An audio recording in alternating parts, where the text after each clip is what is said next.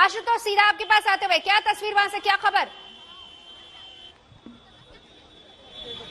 ये देखिए सीधी तस्वीरें अवनीश अवस्थी और यहाँ के उत्तर प्रदेश के डीजीपी, उत्तर प्रदेश के दो बड़े अधिकारी जो अब तमाम जो तस्वीरें हमने देखी उत्तर प्रदेश में परिवार को सांत्वना देने के लिए पहुंचे हैं। और इसी के साथ साथ ये मुलाकात, क्योंकि जिस तरीके और ये पूरा जो जमावड़ा आप इन कैमरे के जरिए देख पा रही हैं, मीडिया का एक बड़ा जमावड़ा, साथ ही पुलिस का एक पूरा अमला, सब इंस्पेक्टर, इंस्पेक्टर से लेकर के एसपी, जो कुछ हो सकता है सबको यहाँ पर लगाया गया है। रस्सियों के जल्द ये पूरी घेरेबंदी की गई है और अब ये बड़े अधिकारी पहुंचे हैं परिवार से मिलने के लिए, सांत्वना देने के लिए, ये उम्मीद देने के लिए कि जिस इंसाफ की मांग परिवार कर रहा है वो इंसाफ मिलेगा। ये मीडिया का तमाम जमावड़ा आज यहाँ पर इसलिए है, ये देखने के लिए कि कैसे जिस तरह से प्रशासन, सरकार परिवार के खिलाफ जो कुछ होता रहा, जो तमाम सारे आरोप परिवार लगाता रहा, क्यों सुनवाई नहीं हुई, क्यों कमियां रह गई। और उन कमियों के बीच में आज तस्वीर उत्तर प्रदेश की यहाँ पर हाथरस में, जब सूबे के दो बहुत बड़े अधिकारी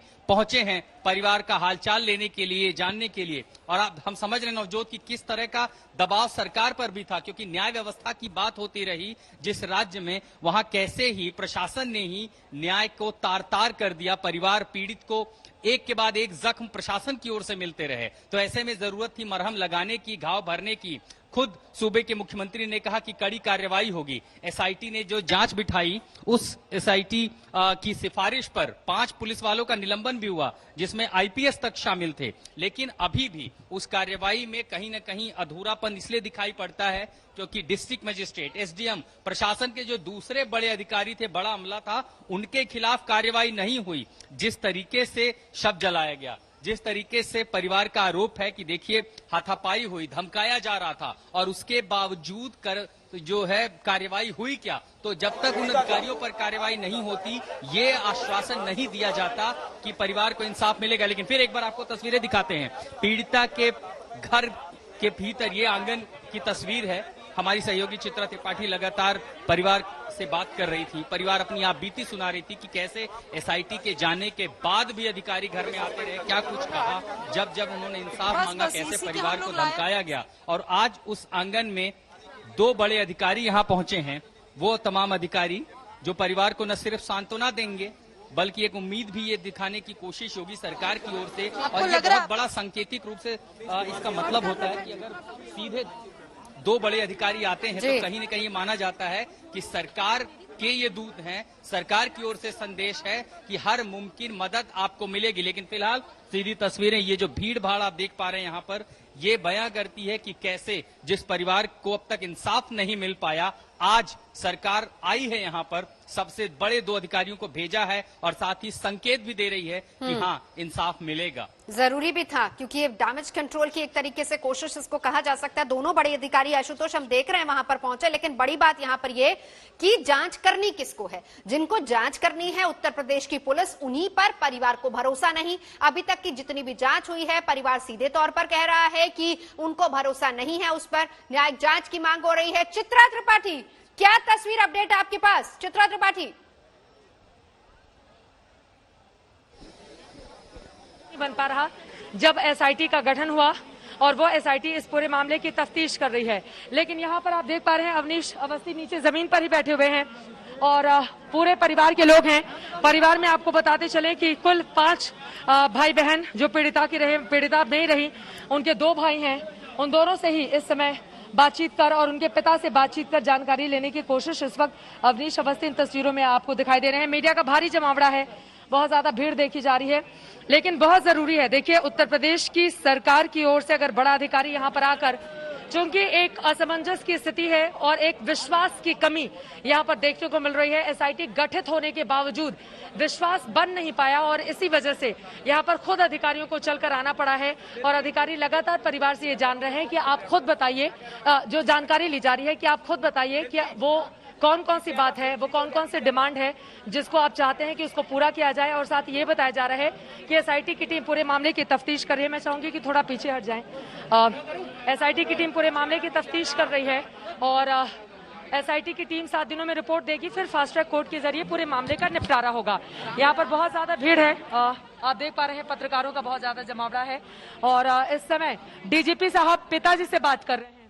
जो डीजीपी है उत्तर प्रदेश के, वो पिताजी से बात कर रहे हैं और उनसे ये जानने की कोशिश कर रहे हैं कि मुख्यमंत्री से आपकी मुलाकात वीडियो कॉन्फ्रेंसिंग के जरिए हुई थी, वीडियो कॉल के जरिए आपने अपनी बात रखी थी, तो अभी वो कौन कौन सी बातें हैं जिसको लेकर फिलहाल आप खुश नहीं हैं, संतुष्ट नहीं हैं, वो बातें हमें बताइए।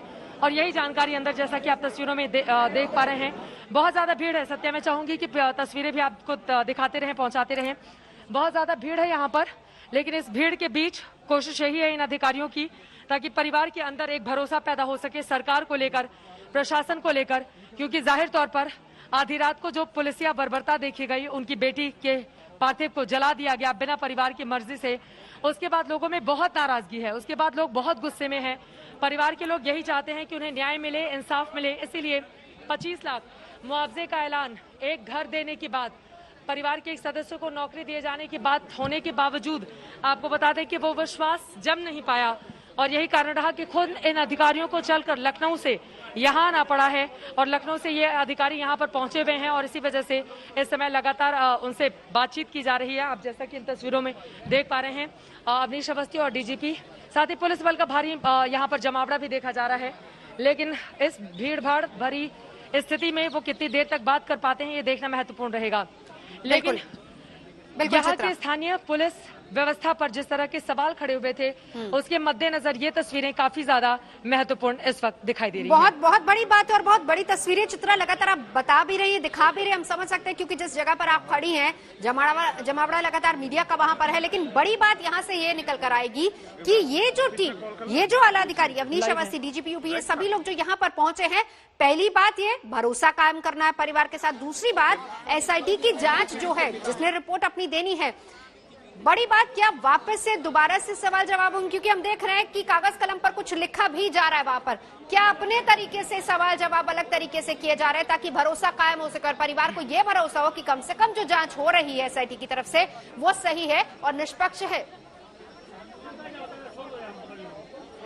देखिए, लगातार परिवार वालों की ओर से ये आरोप लगाए गए हैं कि दरअसल उनसे जबरदस्ती, जानबूझकर उनसे बहुत सारी चीजों को लिखवा लिया गया, वो नहीं तैयार थे, उनको मनवा लिया गया। तो यहाँ पर तमाम मीडिया के लाइव कैमरों के बीच में ये अधिकारी उनसे बातचीत कर रहे हैं ताकि जिस निष्पक्षता के अभाव का बार बार दावा किया जा रहा था, वो कम से कम मीडिया कैमरों के जरिए जो तस्वीरें देश भर में जाएंगी, उससे बहुत सारी बातें क्लियर हो पाएंगी। इसीलिए इन अधिकारियों को खुद ही आना पड़ा है।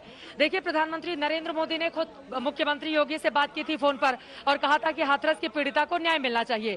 उसके बाद उत्तर प्रदेश के मुख्यमंत्री फौरन एसआईटी का गठन करते हैं। एसआईटी की टीम परसों यहाँ पर पहुंचती है, पूरे दिन भर यहाँ पर बातचीत करती है। लेकिन उसके बावजूद जो डीएम का वीडियो सामने आता है और जो स्थानीय अधिकारियों का रवैया सामने आता है, वो लगातार सवालों के घेरे में था और विश्वास की कमी थी घर के भीतर। इन पुलिस वालों को लेकर, अधिकारियों को लेकर विश्वास की कमी थी।